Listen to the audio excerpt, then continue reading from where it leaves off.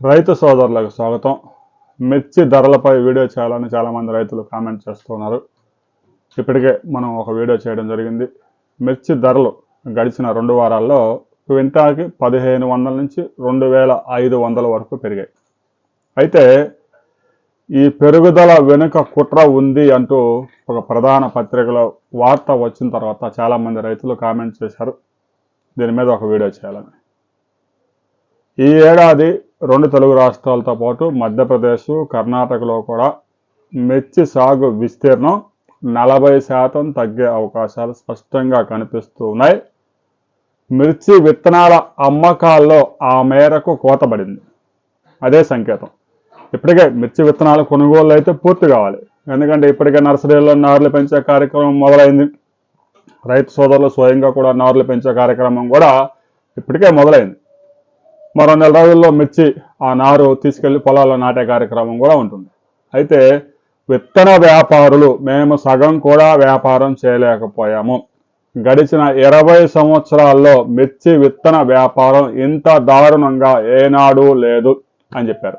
ఇక మరొక వైపు కోల్డ్ స్టోరేజీల వాళ్ళంతా కూడా వచ్చే ఏడాది మిర్చి సాగు విస్తీర్ణం గణనీయంగా పడిపోతే ఇక కోల్డ్ స్టోరేజీల దుకాణాలు మూసేసుకోవాల్సి వస్తుంది. కాబట్టి మిర్చి ధరల్లో పెంపుదలకి ప్రయత్నాలు చేస్తూ ఉన్నారు. వ్యాపారస్తులు చురుగ్గా కొనుగోలు చేస్తూ ఉన్నారు.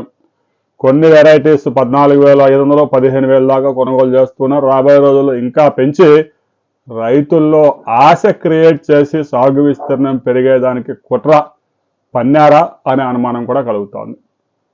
సహజంగానే చైనాతో ట్రేడ్ ఈ మధ్య కాలంలో మెరుగుపడింది.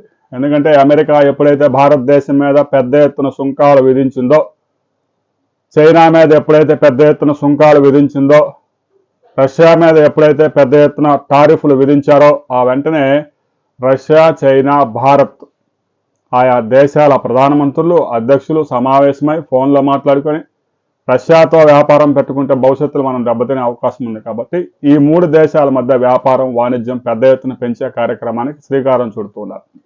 దీంతో చైనాకి ఎక్స్పోర్ట్స్ మరింత ఈజీ కానున్నాయి.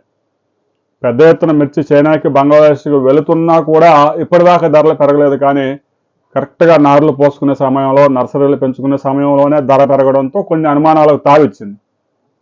చైనాతో భారతదేశం రాబోయే రోజుల్లో మరింత వాణిజ్యం పెంచుకునే అవకాశాలు కూడా ఉన్నాయి. ఫ్రీ ట్రేడ్ కూడా జరిగే అవకాశం ఉంది. ఇది కూడా కొంత కారణం కావచ్చు.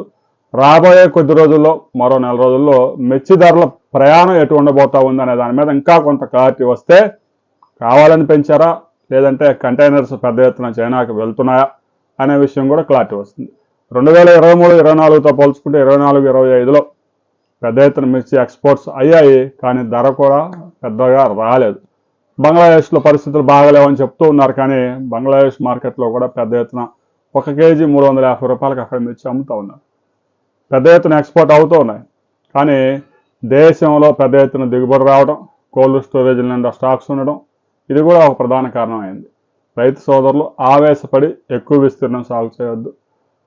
గత ఏడాది వేసిన విస్తీర్ణంలో సగం మాత్రమే సాగు చేసుకోండి. మంచి దిగుబడి సాధించండి. మంచి ధరకు అమ్ముకోండి. పెద్ద ఎత్తున సాగు విస్తీర్ణం పెంచుకుంటే దిగుబడులు పెరుగుతాయి. మార్కెట్లో పెద్ద ఎత్తున సరుకు వస్తుంది. 7,000, 8,000 ధరలో పతనం చేస్తారు. రాబోయే కొద్ది రోజుల్లో ఈ మిర్చి ధరలు ఎటు ప్రయాణం చేయబోతా ఉన్నాయి, ఎక్స్పోర్ట్స్ ఎలా ఉన్నాయి అనే వివరాలతో మరో వీడియోలో మనం తెలుసుకుందాం.